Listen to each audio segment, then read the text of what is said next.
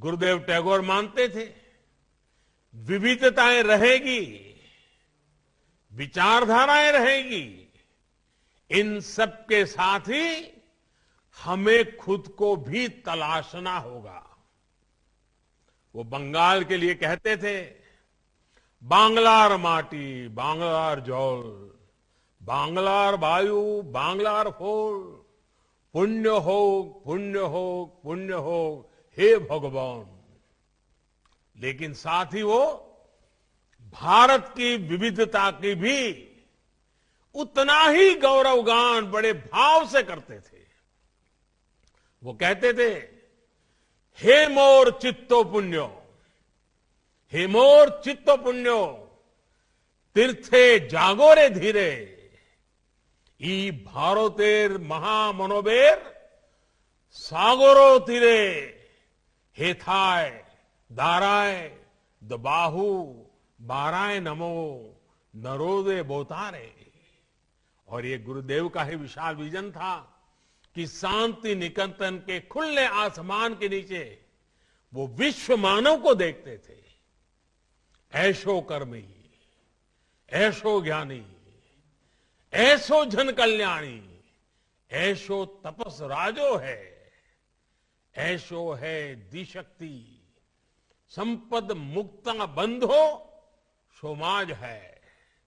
हे श्रमिक साथियों, हे जानकार साथियों, हे समाज सेवियों, हे संतों, समाज के सभी जागरूक साथियों, आइए समाज की मुक्ति के लिए मिलकर के प्रयास करें। आपके कैंपस में ज्ञान प्राप्ति के लिए एक पल भी बिताने वाले का यह सौभाग्य है कि उसे गुरुदेव का ये विजन मिलता है। साथियों, विश्व भारती तो अपने आप में ज्ञान का वो उन्मुक्त समंदर है जिसकी नींव ही अनुभव आधारित शिक्षा के लिए रखी गई। ज्ञान की क्रिएटिविटी की कोई सीमा नहीं होती है। इसी सोच के साथ गुरुदेव ने इस महान विश्वविद्यालय की स्थापना की थी। आपको यह भी हमेशा याद रखना होगा कि ज्ञान, विचार और स्किल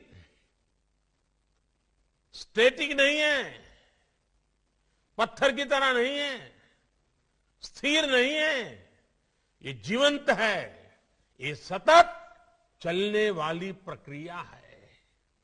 और इसमें कोर्स करेक्शन की गुंजाइश भी हमेशा रहेगी, प्रोग्रेसिव अनफोल्डमेंट। लेकिन नॉलेज और पावर दोनों रिस्पॉन्सिबिलिटी के साथ आते हैं।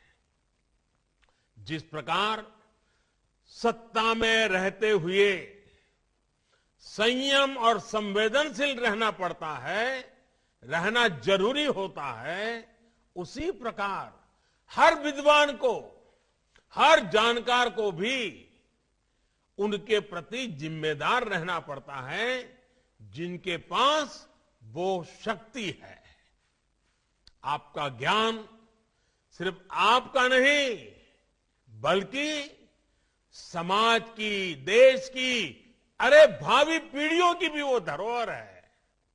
आपका ज्ञान, आपकी स्किल एक समाज को, एक राष्ट्र को गौरवान्वित भी कर सकती हैं और वो समाज को बदनामी और बर्बादी के अंधकार में भी धकेल सकती है। इतिहास और वर्तमान में ऐसे अनेक उदाहरण हैं। आप देखिए, जो दुनिया में आतंक फैला रहे हैं, जो दुनिया में हिंसा फैला रहे हैं, उनमें भी कई highly educated, highly learned, highly skilled लोग हैं। दूसरी तरफ ऐसे भी ये लोग हैं जो कोरोना जैसी महामारी से दुनिया को मुक्ति दिलाने के लिए दिन रात अपनी जान की बाजी लगा देते हैं। अस्पतालों में डटे रहते हैं, प्रयोगशालाओं में जुटे हुए हैं। ये सिर्फ विचारधारा का प्रश्न नहीं है, मूल बात तो माइंडसेट का है। आप क्या करते हैं इस बात पर निर्भर करता है कि आपका माइंडसेट पॉजिटिव है या नेगेटिव है। स्कोप दोनों के लिए है, रास्ते दोनों के लिए ओपन है।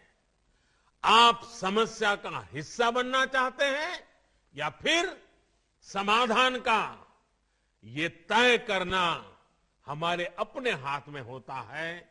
अगर हम उसी शक्ति, उसी सामर्थ्य, उसी बुद्धि, उसी वैभव को सत्कार्य के लिए लगाएंगे तो परिणाम एक मिलेगा, दुष्कर्म के लिए लगाएंगे तो परिणाम दुष्कर्म मिलेगा। अगर हम ही सिर्फ अपना हित देखेंगे तो हम हमेशा चारों तरफ मुसीबतें देखते आएंगे, समस्याएं देखते आएंगे, नाराजगी देखते आएंगे, आक्रोश नजर आएगा।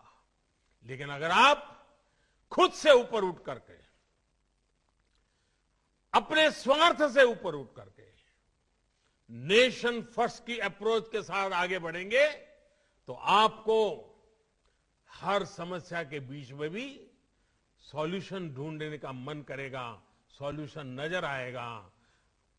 बुरी शक्तियों में भी आपको अच्छा ढूंढने का, उसमें से अच्छाई का, परिवर्तन का मन करेगा और आप स्थितियां बदलेंगे भी, आप स्वयं भी अपने आप में एक सॉल्यूशन बन करके उभरेंगे।